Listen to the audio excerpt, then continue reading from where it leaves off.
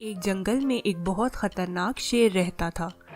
جنگل کا بادشاہ ہونے کی وجہ سے جب دل چاہے وہ کسی بھی جانور کو اپنا شکار بنا کر کھا جاتا تھا۔ ایک دن ایک چھوٹا سا چوہا جنگل میں کھیلتے کھیلتے شیر کے گھر کے پاس آ گیا۔ ارے واہ، اتنا بڑا شیر! اس کے پنجے کتنے بڑے ہیں اور اس کے دانت کتنے نوکیلے ہیں، اسی لیے سب جانور بادشاہ سے ڈرتے ہیں۔ شیر کو سوتا دیکھ کر چوہا شیر کے گھر میں گھومنے لگا۔ اتنے میں شیر کی آنکھ کھل گئی اور اس نے چوہے کو دبوچ لیا۔ کیا بات ہے، آج تو شکار خود چل کے میرے پاس آیا ہے۔ بادشاہ سلامت، مجھ سے غلطی ہو گئی ہے، مجھے معاف کر دیں اور مجھے جانے دیں، میں بھی کبھی آپ کے کام آ سکتا ہوں۔ تم چھوٹے سے میرے کس کام آؤ گے، لیکن جاؤ، آج میں تمہیں معاف کر دیتا ہوں۔ یہ کہہ کر شیر نے اس کو آزاد کر دیا اور وہ خوش خوش بھاگتا ہوا اپنے گھر چلا گیا۔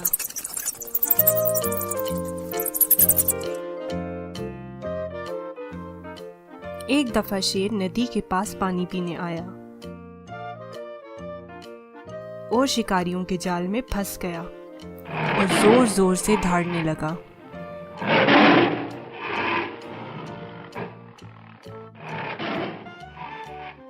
چوہے نے شیر کی آواز پہچان لی۔ ارے، یہ تو بادشاہ سلامت کی آواز لگ رہی ہے، لگتا ہے وہ کسی مصیبت میں ہے، مجھے ان کی مدد کرنی چاہیے۔ جب چوہا وہاں پہنچا تو اس نے شیر کو جال میں پھنسا دیکھا۔ وہ بھاگتے ہوئے شیر کے پاس پہنچ گیا۔ وہاں وہ تیزی سے اپنے دانتوں سے جال کو کاٹنے لگا اور اس طرح سارا جال کاٹ دیا اور شیر آزاد ہو گیا۔ شیر بہت خوش ہوا اور اس نے چوہے کو دل سے شکریہ ادا کیا اور پھر وہ آپس میں بہت اچھے دوست بن گئے۔